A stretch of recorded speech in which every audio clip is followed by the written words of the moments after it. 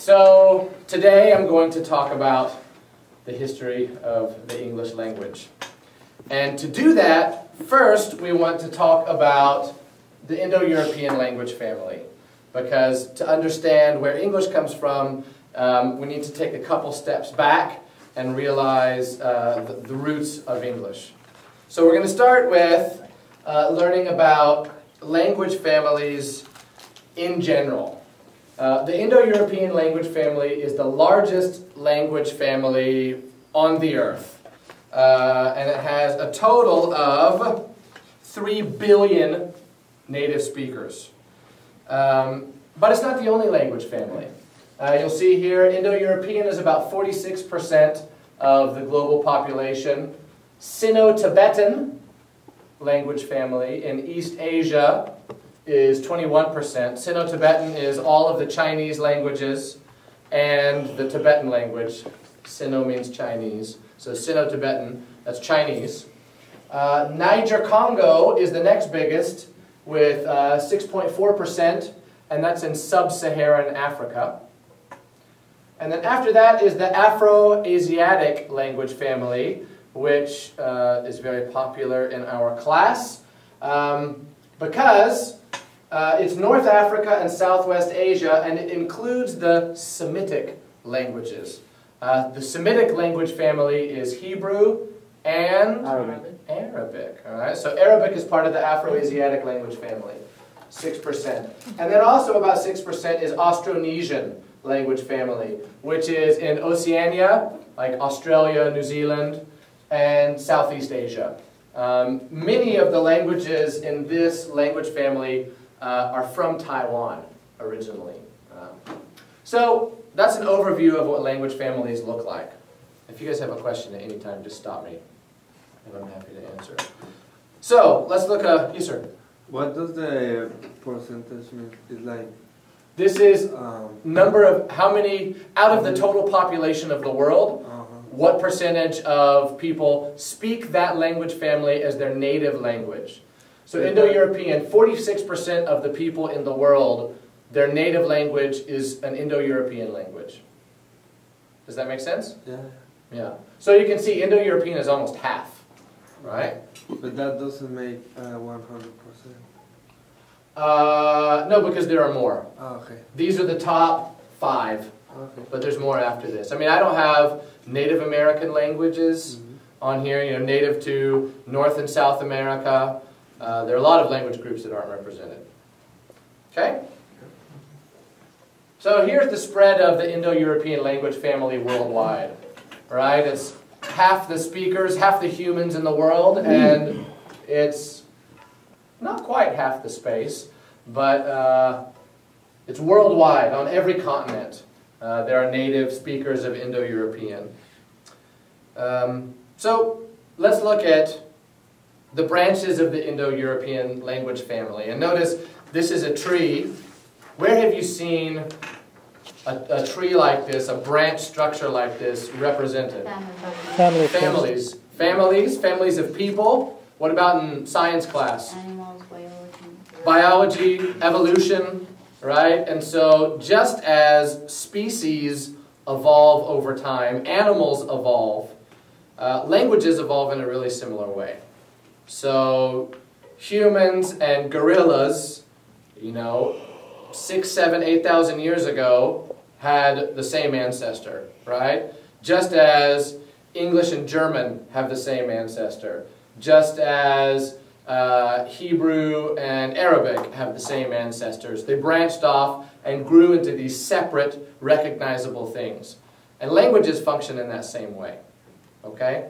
So, I'm going to walk you through some of the branches of the Indo-European language family. And as I do, look at the sheet that you have that shows the Indo-European chart. And you'll notice you have the spread of the Indo-European family. And where did it start? Roughly. Where it says posited homeland. Where is that?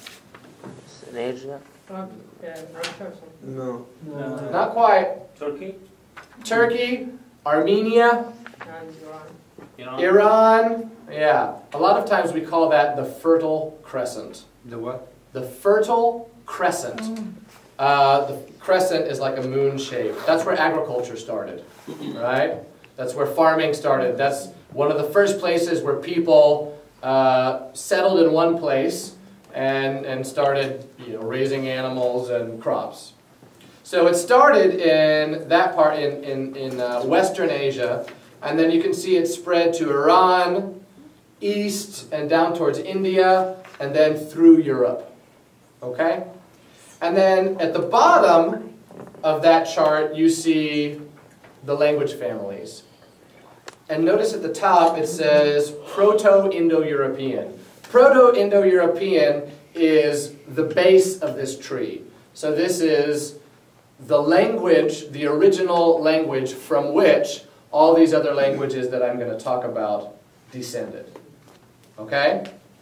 And this was roughly about 6,000 or 7,000 years ago.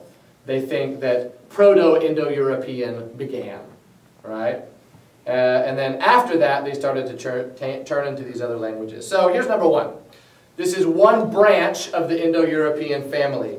And you're not going to see it on this chart because it's dead. Nobody speaks this branch anymore. But I don't know if this looks familiar to you. This was a language that was in Turkey. And the main language from the Anatolian family is Hittite. And you hear that word in the Bible sometimes. It's an old civilization. But there aren't any languages that are alive now from this branch. It's a dead language. Next is the Hellenic branch. Can anyone guess what language comes from the Hellenic branch? Greek. This is Greek. Right? Hellen means Greece. So the Hellenic branch is modern Greek. This is very ancient Greek. This is actually Mycenaean Greek. So this is even before... I tried to find pictures of the earliest versions of these languages just because I think it's more interesting. This is even before Greek developed the letters that it has now. The next family is Indo-Iranian. Yeah. So can you guess from that name, Indo-Iranian? Persian. Iranian, or we sometimes say Farsi, or Persian. And what did you say, Guli? Hindi. Right? So these are the languages from India and from Iran. All right? And it includes Pashtun, Pashto, Bengali, Hindi, Persian. Sorry?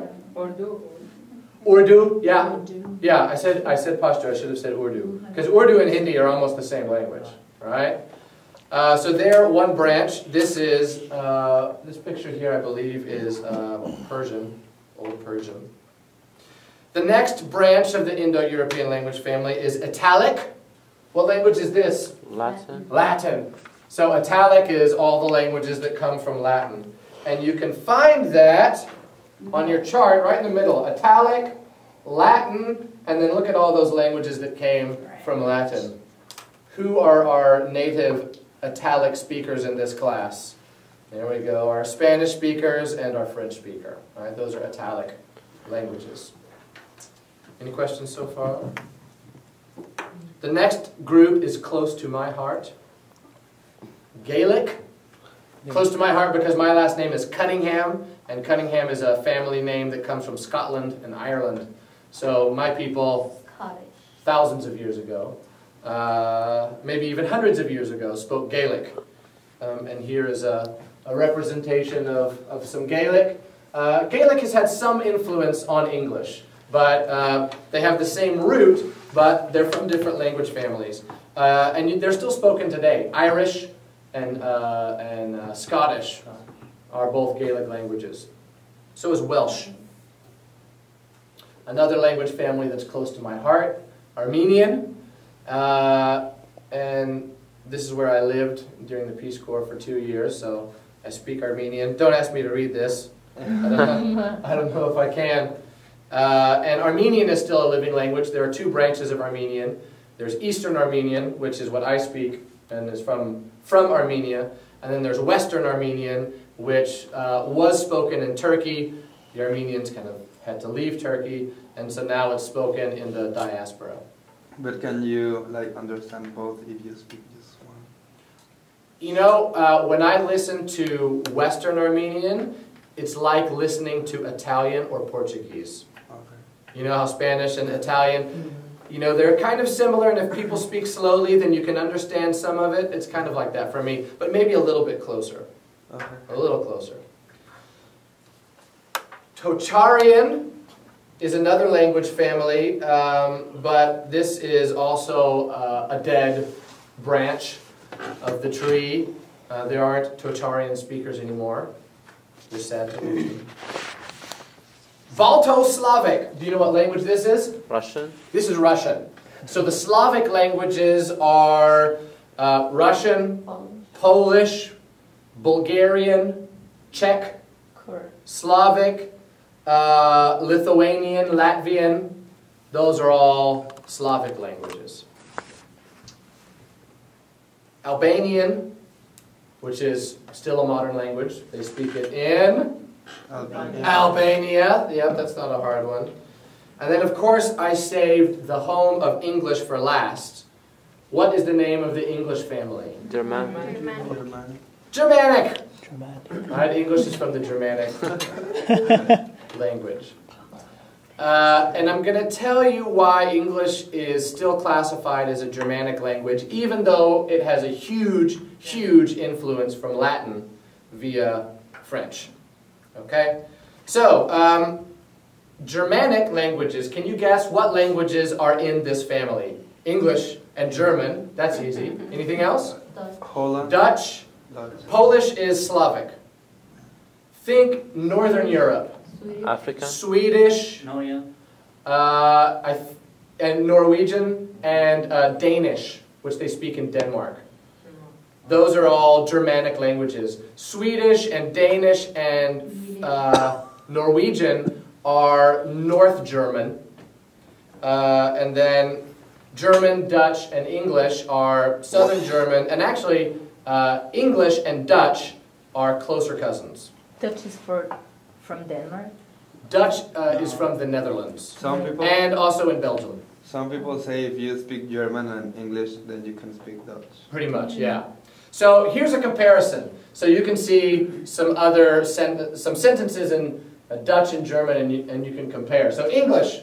What came first, the chicken or the egg? My Dutch is not very good, but I'll try the next one. You can see it. What kwam eerst, die kip of het ei? And you can help me with the German. Yeah. Juan, how do we say the German? Was kam erst, die Henne oder das Ei? Ei. There you go. You got corrected. So you can see how there's some similar sentence structure. The words sound similar. All right? So we're going to start off by talking about Old English. English has 3 chapters. Old, middle, and modern. All right? Old English comes from what now is Germany and Denmark. So there was a group of people who spoke German languages, and in, I can't remember exactly, it's the, I think about the 6th or 7th century, those German speakers went to England, right? Before, in England, there were Gaelic speakers, right? And then the Germans moved, and they gradually took over. Especially, they took over in the south of England. And that's kind of the beginning of Old English. And Old English, it continues up until a very important date, 1044. You notice I said here, Old English is from the 5th century to the 11th century. And I'll tell you in a minute what happens in the 11th century. But Old English, you would not even recognize it. There are almost no words that are familiar to you. And I'll prove it to you. I have a sheet that says Beowulf. It may be on the back of your Canterbury Tales. You find it? Yeah. Beowulf is it's the first example of English literature. And when I took an English literature class in high school, this is the first thing that we had to read. This is the beginning of written English, really. And look on the right, well, look on the top, and can you understand, do you recognize any words that you know here? No. No. This is totally foreign, and there's a reason it's totally foreign. It's because it's before French began to influence English. And I have a special treat for you. I'm going to let you listen to this. So, Can native English understand this? zero. Zero. It's a totally different language for me. I can understand Dutch and German better than I can understand this, right? So I'm going to let you listen to a little bit of that. Would you like that? Yes. Yeah. Is it the dragon from Wales? I don't know, honestly. I can't tell you. Don't ask questions on the video if I don't know the answer. Sorry. Because you're always right. So this is the prologue. This is the beginning of Beowulf, and it starts right here. So I'm going to play this, and if you follow it, then you'll hear some of it. The translation's at the bottom. The translation's kind of difficult to understand either as well, but give it a listen. Ben Cunningham Brunon, Huta Edelinga Senden Senedon, Oft Huge Shaving Sheldon of Thranton, Monigum Leitum Melbo Settler of Ter, Ezo de Erlas, Sittan Aret where thou shalt funden. Hethes Probrige Bad, Wave Sunder Wognum, Werf Mignum Thar, of that him ein Filch, Thara Sittendra, over Hron Rare, Huran Shode, Gomban Judan, that was good König. Second column. Alpera was after Kende, Jungen Jardum, Thone God sent the book to prove. See that? God is the same. And he drugon alder lerde lange wheele. Him that's lief frau, wondrous welden, worldare for years. Beowulf was breme, blad weed is sprang, schuldet ervera Schillelandum in. Swa shall young guma go to your weirchan, from felt hiptem on fatter berne, that hine un ude efter wonigen will you see that, funny we come there you lasten. Look there shall in night for your ware manja thing. Him far shoot you wat to you shat wheele. So luckily they had a microphone in the times of Old English, so we could record a little bit of it. This is kind of a guess, right? We're guessing how it really sounded, but we do have this document. Like we do know, how Beowulf was written. So that's Old English. Then we move on to Middle English. How do we go back to the slideshow? Influenced by French.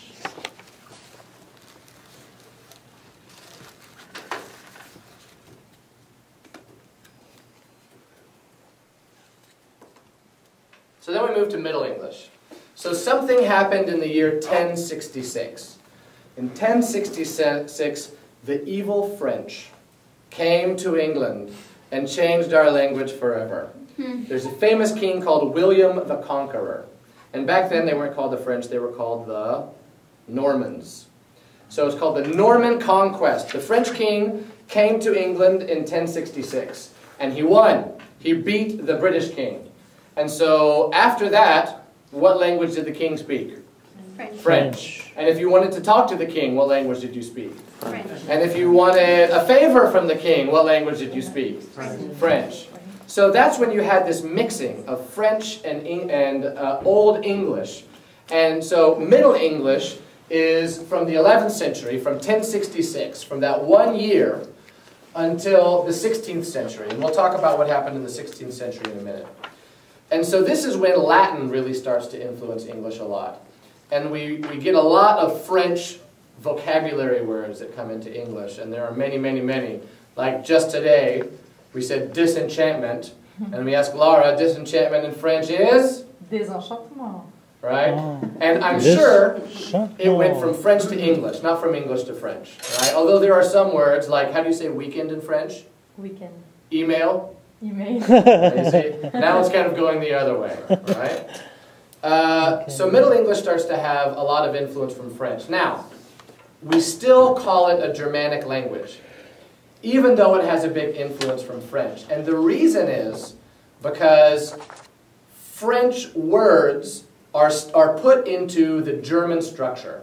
So the way you make verbs, right? There are some verbs that come from French, but we conjugate them in the German way, right? And we don't change words the way the French do, we change them in a German way, right? We take the words from other language and they still fit in this German structure. So that's why we still call it a Germanic influence, or a Germanic language. Excuse me, at that time the French was the same language as today, or different? Different, but the same.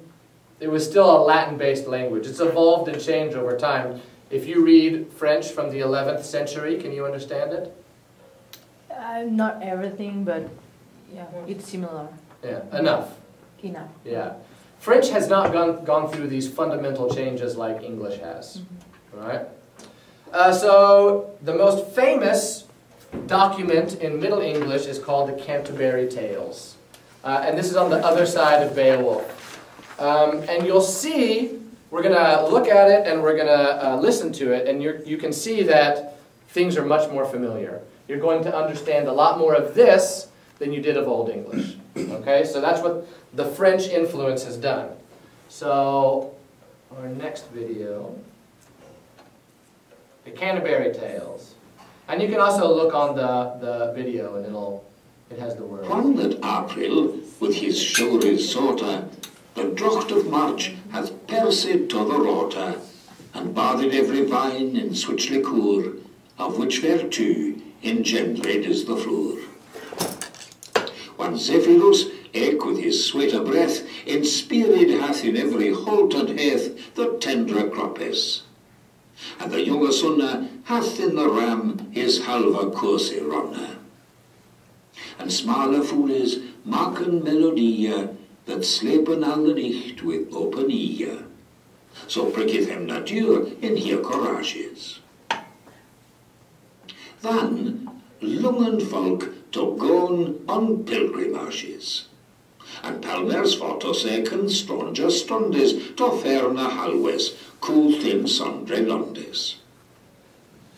And specially from every sheeries ender of England to Canterbury thy wender, the holy blissful martyr for to seke, that him hath holpen wander by waseka.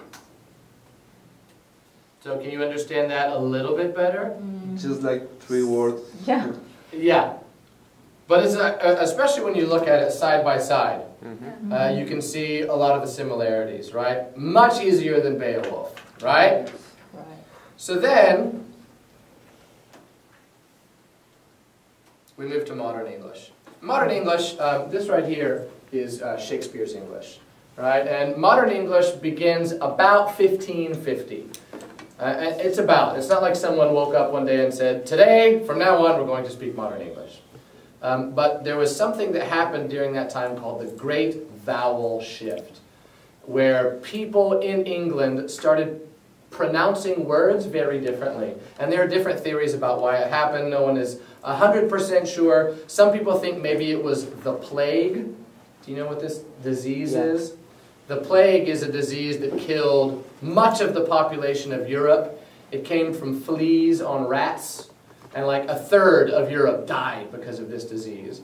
And so some people think that the plague had something to do with it, that many of the rich people died, so some of the poor people moved up in a social class, and their language was different, and so they influenced the language sounds to behave differently. But anyway, what happened is it made English kind of what we recognize today. And so here we have a Shakespearean sonnet, and I'll read it for you. And you won't understand all of it, but I think it's much more familiar than the Old and Middle English. So he says, this is Shakespeare sonnet number 18. Shall I compare thee to a summer's day? Thou art more lovely and more temperate. Rough winds do shake the darling buds of May, and summer's lease hath all too short a date. Sometime too hot the eye of heaven shines, and often is his gold complexion dimmed, and every fair from fair sometime declines, by chance or nature's changing course untrimmed. But thy eternal summer shall not fade, nor lose possession of that fair thou owest. Nor shall death brag thou wanderest in his shade, when in eternal lines to time thou growest. So long as men can breathe or eyes can see, so long lives this, and this gives life to thee. What is the? Thee is you. It's the old way of saying you. And is Thou is your. Thou is what? Your. So thee is you, thou is your. And what is O-W apostrophe? Ow. This? Yeah. Owest is owes. Like I owe you money. But Oh, yeah. when Shakespeare says in Hamlet, though the stars are fire, though is not yours. Say it again. In Hamlet, he says, thou, though, thou. Okay, thou, like Doubt. do that. Doubt. Doubt. Like thou, though, well, Thou, that the, no, thou, though the stars are fire, Doubt.